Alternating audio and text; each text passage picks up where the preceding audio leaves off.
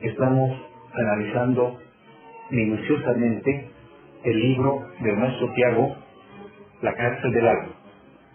Habíamos comenzado ya el capítulo 7 y es necesario recapitular algunos aspectos importantes de la conferencia del anterior día martes.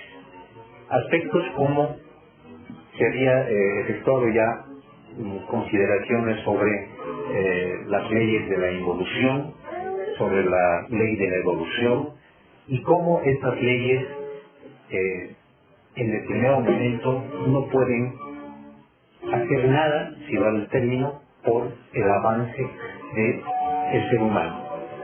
También se había analizado temas de las recurrencias, de los ciclos de vida y muertes después de pasar por la evolución e involución.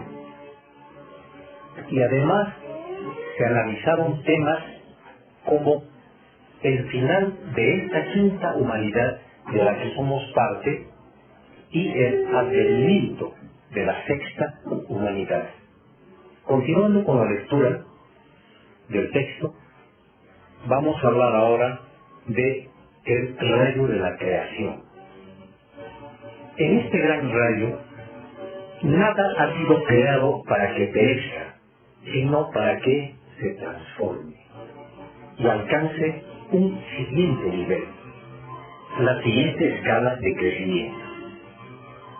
Los humanos deben convertirse en dioses y los planetas deben convertirse en soles, así como los sistemas solares deben convertirse en galaxias. Todos los demás planetas de nuestro sistema solar están ya avanzados en ese sentido. Solo el planeta Tierra está atrasado debido al retroceso sufrido con la tragedia edénica. Los otros planetas no tuvieron esa caída, por lo tanto su avance ha sido normal. Los dioses de Mercurio, venusinos, marcianos, jupiterianos, etc., aventajan a la Tierra en millones de años, y sus naves interplanetarias viajan por el espacio intergaláctico sin ningún obstáculo, mientras que nuestros científicos están todavía preguntándose si habrá vida humana en otros mundos. Claro que no hay vida humana en Venus ni en ninguno de los otros planetas. La vida humana en esos mundos ya fue trascendida hace millones de años. En vano buscarán vida humana donde ya no la hay. Los dioses de otros planetas manejan científicamente su medio ambiente y sus civilizaciones se desarrollan en medio de esplendores sin límites, debido a la infinita sabiduría que imparten en sus acciones a su convivencia, a sus actos de justicia y distribución de los bienes. Los habitantes del planeta Tierra estamos marcados por un estigma diabólico, debido al horrible delito de haber utilizado la sacratísima líbido, el néctar de la inmortalidad, el génesis divino de la vida, para realizar un acto de ridícula trivialidad orgánica, obrando inicuamente contra una advertencia divina. Cuando alguien obra por ignorancia, puede justificarse alegando no saber, pero el que obra con conocimiento de causa se lo considera en el más alto grado de perversión. De modo que el delito de Adán y Eva mereció por eso la indignación de los dioses, que penaron con el rigor que la falta ameritó. la expulsión del seno del paraíso y la pérdida de todas las prerrogativas existenciales, incluyendo la preciosa inmortalidad, indica claramente la magnitud del delito cometido, el cual no sólo detuvo el crecimiento de los individuos, sino que afectó profundamente toda la estructura de la vida del planeta, debido a que la energía llamada semen o simiente jamás debió ser impulsada fuera de sus conductos naturales, desde donde ejercía la vibración energética y magnética que mantiene el equilibrio biomagnético, etérico y eléctrico de la vida, estableciendo un enorme bajón en el sistema termonuclear de toda la vida orgánica, con la consiguiente detención de muchos procesos de avanzada en todos los órdenes de desarrollo. Para nadie es un misterio el poder que representa para la creación la presencia y acción del genio. Donde no está presente este elemento creador, aparece la decadencia y detención de la vida. De modo que la práctica del orgasmo fisiológico no es algo insignificante, como piensan los pseudo-sexólogos y científicos en general. Esta práctica ha retrasado el crecimiento de todo el sistema terrenal y ha engendrado los egos dentro de la psiquis de los seres humanos, convirtiéndolos en horribles entidades diabólicas. El alma inmortal de aquellas primeras razas andrógenas se ha reducido a su mínima expresión y hasta podemos afirmar que el alma se perdió en la mayoría de los seres humanos. Estos han ganado los placeres del mundo, pero han perdido el alma. La humanidad está hundida en un abismo del que ya no podrá salir, porque los vínculos que la unían a la familia del sistema planetario se rompieron y nos quedamos aislados, desconectados del proceso de la convivencia con el sistema planetario, lo cual nos priva de recibir gran parte de los beneficios que las fuerzas cósmicas del rayo de la creación emiten constantemente para el crecimiento del todo, por lo que tendrá como única solución la destrucción del ciclo actual y la conformación de otra estructura en la que no existirán máquinas, sino conciencias y voluntades, en la que no hayan egos pluralizados, sino individuos reales, hombres y mujeres plenas de alma y de espíritu. Nosotros vivimos dentro de un sistema gigantesco llamado galaxia o Vía Láctea. Dentro de ese gigantesco organismo existen aproximadamente 18 millones de soles, cada uno con sus planetas girando alrededor, de la misma manera que nuestro planeta gira alrededor del Sol. El Sol que conocemos es uno de los más pequeños dentro de esa gigantesca estructura llamada la Vía Láctea. Todos los otros seres del sistema solar conocen muy bien la vida de otros sistemas solares. Esos sistemas solares que en su conjunto forman la galaxia.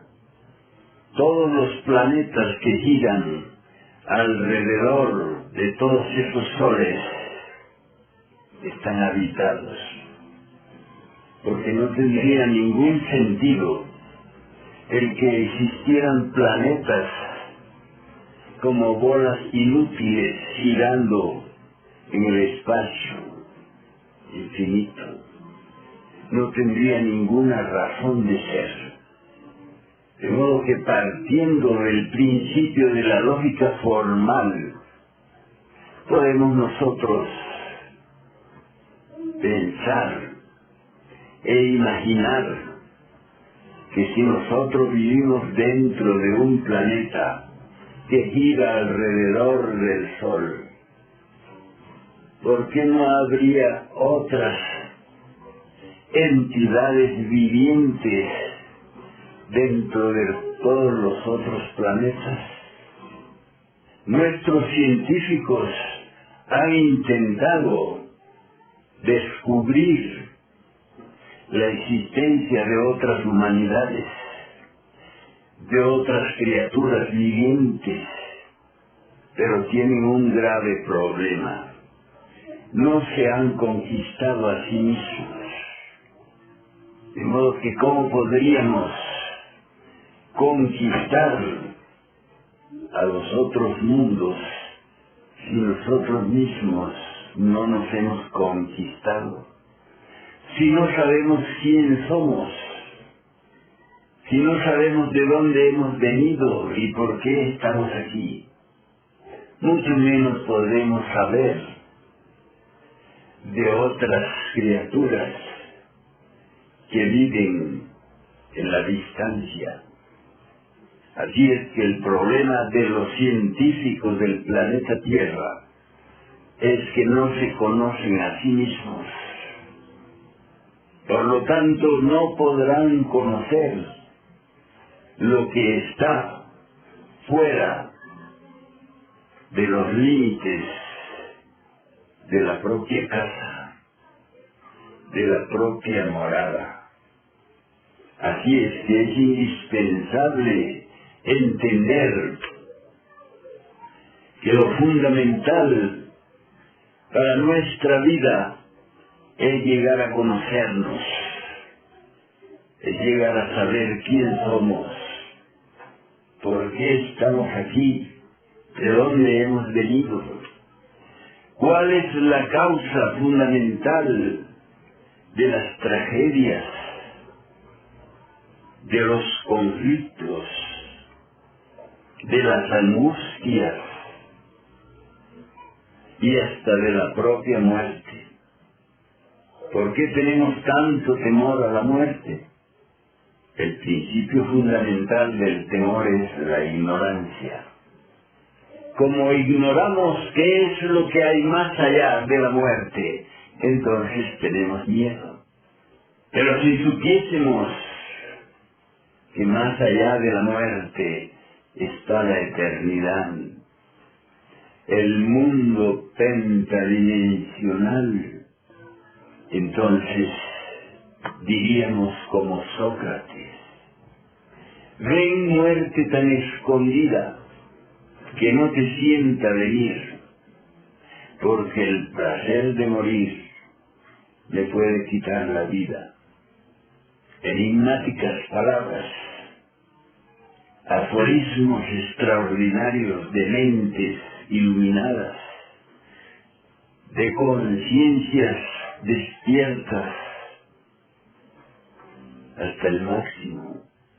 Lo que es preciso entender que vivimos dentro de una gran estructura, dentro de la cual nosotros padecemos menos que hormigas, hablando en términos proporcionales.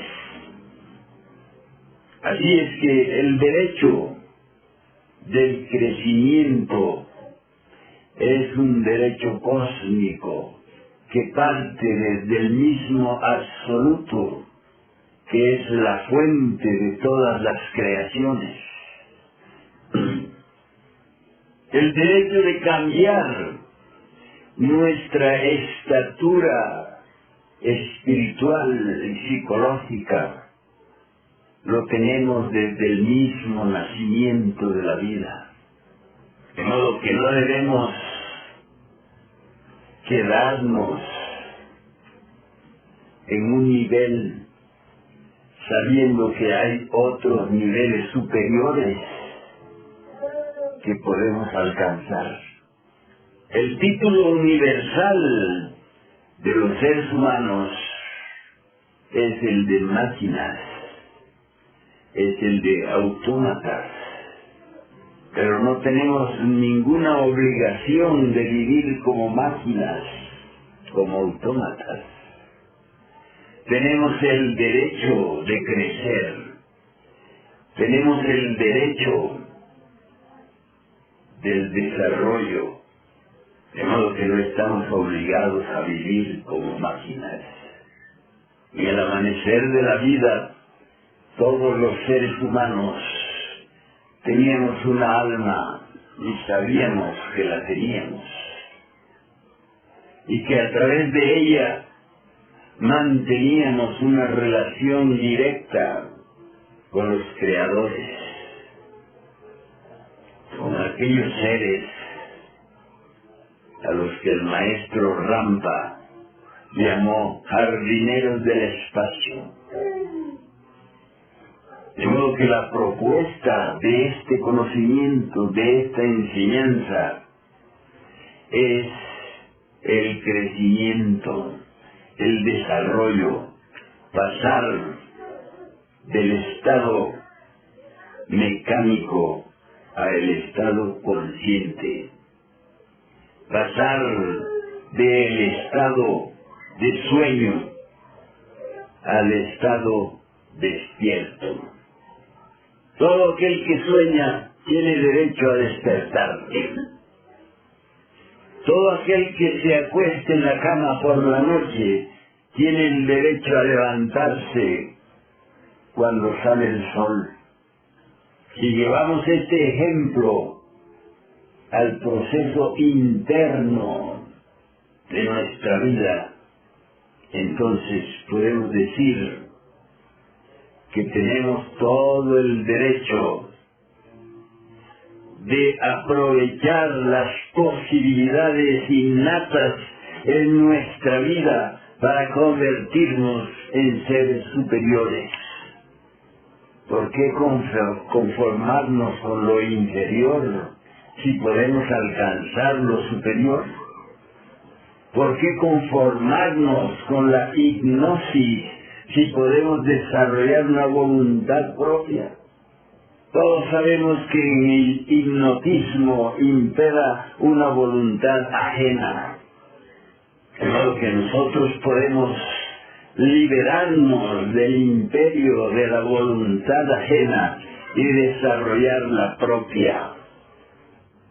Deben ustedes entender que lo que propone este conocimiento es el crecimiento que nos corresponde, porque deberíamos ya ser maestros a causa del tiempo. Esto quiere decir, a causa de tantas vidas que ya hemos vivido. Así es que no debemos esperar que venga alguna fuerza externa a nosotros mismos a liberarnos de nuestra esclavitud, de nuestra inconsciencia, porque ya nos han dado lo suficiente como para que, trabajando, adquiramos nuestra propia riqueza establezcamos nuestro propio imperio. Todos los varones y damas del mundo soterrado en que vivimos pueden convertirse en dioses. Porque si alguien cumple su ciclo como máquina y no ha hecho nada, entonces todo para él estará perdido. Todo para ella estará en el fondo del gran abismo que se conoce con el término de infierno. Muchos filósofos, muchos librepensadores se dan el lujo de decir: yo no creo en Dios, ni creo en el infierno, ni creo en esto, ni creo en aquello. Pero eso es tan absurdo como decir que no creemos en el vecino, aunque el vecino meta bulla todos los días. Que ay, no creo en este vecino. Así es la ignorancia. Nosotros debemos todos los días al levantarnos acordarnos de algo que no sea material, de algo que no sea ridículo, y ese algo somos nosotros mismos. El recuerdo de sí es lo primero que debe llegar a nuestra conciencia al levantarnos todos los días para iniciar las duras jornadas del vivir. Alguien que al levantarse de su cama se acuerda primeramente de sí mismo, tendrá bases suficientes para vivir un día consciente. Vivir un día consciente es algo extraordinario, porque en el caso de todos, lo que existe es un día más de inconsciencia, de errores, de sueños, de fantasías. Así es que proponemos eliminar el sueño. Si eliminamos el sueño, ¿qué es lo que queda? ¿Qué es lo que encontramos? La verdad. Cuando Pilato le dijo a Jesucristo que era la verdad, guardó silencio, porque sabía que predicarle a una persona de esa naturaleza sería igual que predicar en el desierto. De modo que guardó silencio. No quiso echarle perlas a los cerdos. Así es que proponemos, con conocimiento de causa, que el recordarnos a sí mismos cada vez que despertamos del sueño corporal es el camino que puede llevarnos a vivir día tras día con una conciencia lúcida, con una comprensión profunda de lo que somos. No les pedimos que traten de comprender a los demás, porque si llegamos a comprendernos a sí mismos, si llegamos a tener una propia identidad de sí mismos, podemos entonces comprender a los demás. Y si comprendemos a los demás, ya no tendremos más conflictos con ellos. Y eso sería extraordinario. ¿Por qué? Porque alcanzaríamos la paz, alcanzaríamos la libertad, ya no nos pondríamos presos unos a otros, ya no estableceríamos cárceles para las personas con las que convivimos,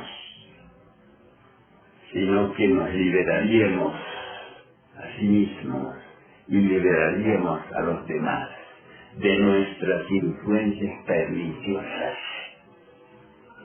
De modo que esos procesos de pensar, sentir y actuar deben estar bajo el control de una conciencia permanente para no afectar a los demás y para no dañarnos a sí mismos. Deben pues comprender que queremos salir del chiquero, queremos salir del corral. Esto es, queremos ser libres en el pensar, en el sentir, en el actuar. El tenerle miedo a Dios o tenerle miedo al diablo no es la solución de nuestro conflicto. De modo que cuando comenzamos nuestro trabajo personal, nos liberamos del temor, porque comenzamos a tener el libre y consciente actuar, el libre y consciente pensar, y sobre todo el libre y consciente sentir. ¿Quieren que conversemos sobre estos aspectos? Cada uno según lo que entiende. Los escucho. Maestro, una pregunta. ¿Cómo debemos procesar este recuerdo de sí mismo? ¿Cómo debemos hacer para recordarnos de sí mismo? ¿Qué debemos recordar de sí mismo? Y yo te pregunto a vos, ¿cómo debemos acordarnos de todas las cosas a las que les damos atención en este mundo? ¿Cómo las tomamos?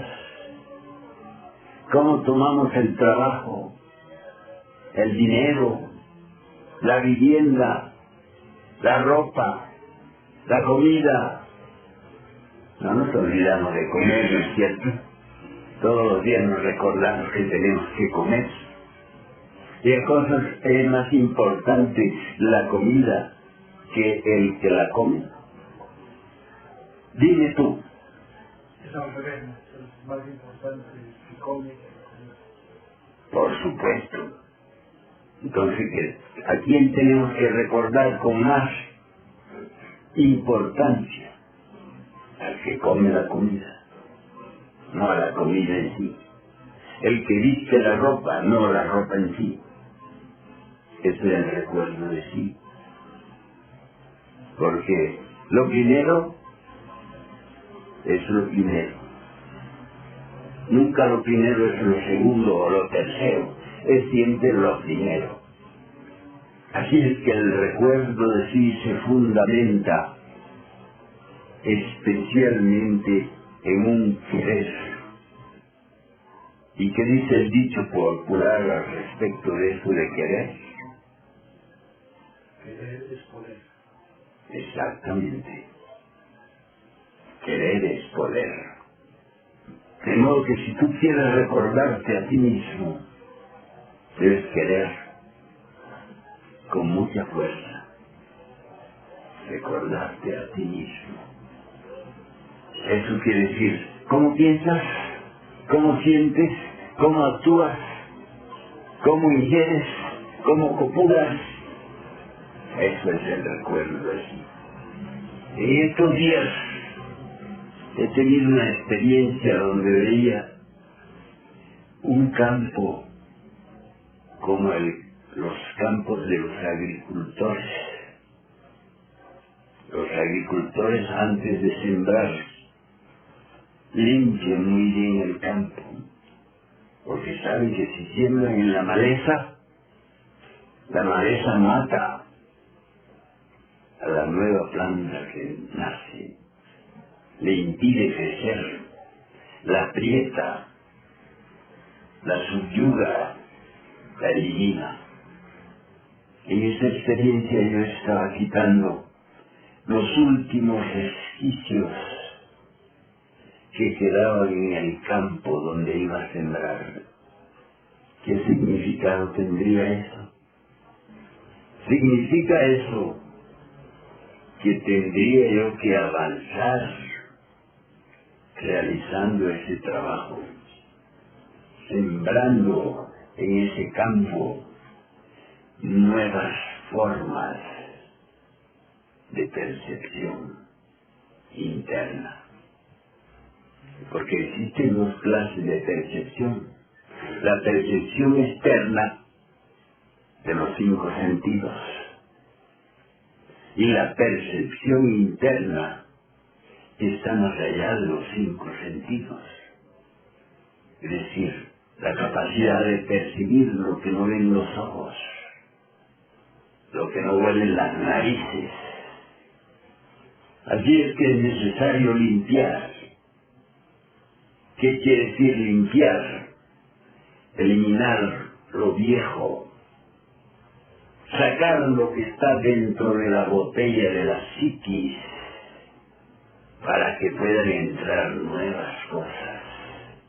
Si la botella está llena, no entran nuevas cosas. Entonces seguimos en lo mismo, repitiendo siempre lo mismo. Seguimos en esa recurrencia de enojarnos por las mismas cosas, asustarnos por las mismas cosas, identificarnos con las mismas cosas. Entonces, las cosas viejas deben dejar de perturbarnos. Las cosas viejas deben morir para que el panorama esté claro y límpido. A través de un panorama límpido, claro, podemos leer cosas extraordinarias.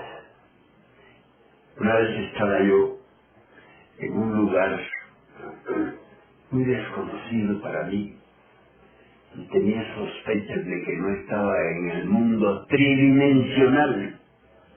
Entonces miré al cielo y vi la cara de mi maestro como si fuera de la nube. Seguí mirándolo y se movió. Y detrás de él venía un ejército, que más tarde sería el ejército mundial de la gnosis. ¿Por qué les digo esto? Porque hay que siempre mirar más allá de lo cotidiano. Hay que esforzarnos por no tomar lo cotidiano como lo único, por no permitir que lo cotidiano se apodere de nuestros sentidos y nos mantenga pegados al suelo. De modo que hay que desconfiar mucho de lo cotidiano.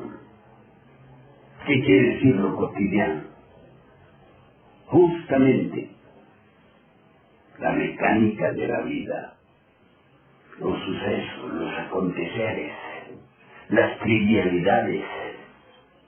Los seres humanos aprendemos desde muy chico a identificarnos con lo trivial, con lo ridículo. Observen ustedes a dos personas discutiendo, pero obsérvenla desde un punto de vista imparcial.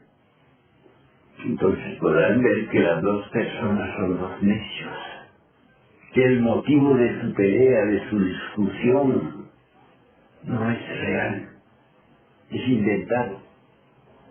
Así cuando algo dentro de nosotros quiere discutir, podemos decirnos, discutir es lo más trivial que puede haber.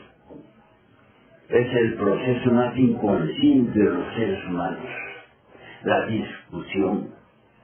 Es como si no tuviéramos una inteligencia suficiente para darnos cuenta de que toda discusión es inútil.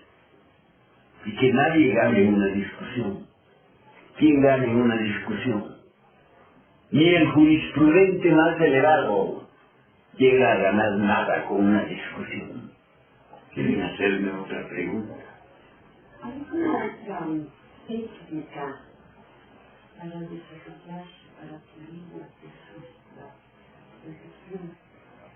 Sí. No identificarte con nada que esté fuera de ti.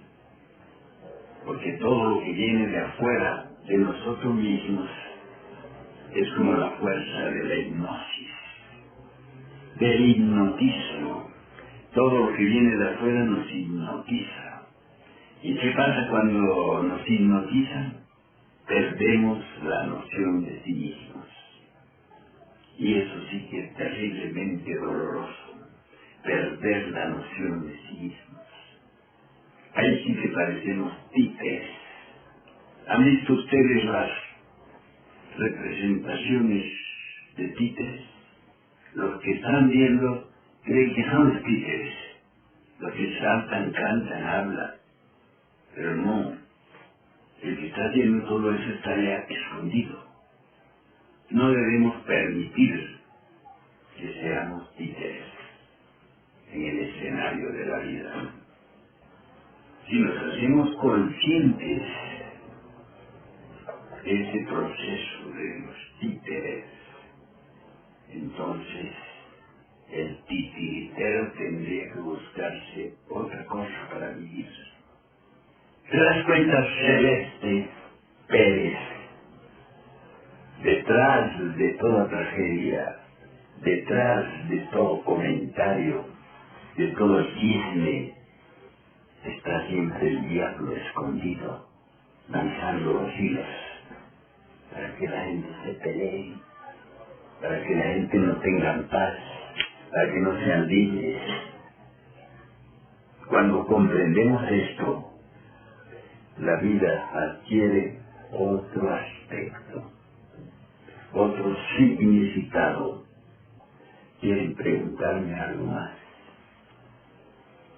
¿Cuál es la mejor forma de sensatismo pereza? Lo contrario de la pereza es la diligencia. Mediante la diligencia no dejamos nunca nada para después. Hacemos con verdadera responsabilidad lo que tenemos que hacer, sin que eso nos cause ningún dolor. Si hay que levantarse temprano, no hay ni siquiera que estar pensando con que mañana tengo que levantarme. No. Si hay que levantarse temprano, se levanta temprano y no pasa nada. Nadie se muere, ningún hueso se nos quiebra.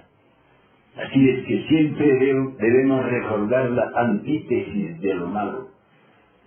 La antítesis de lo malo es lo superior. Un perezoso es inferior a uno que es diligente, a uno que no deja nada para mañana.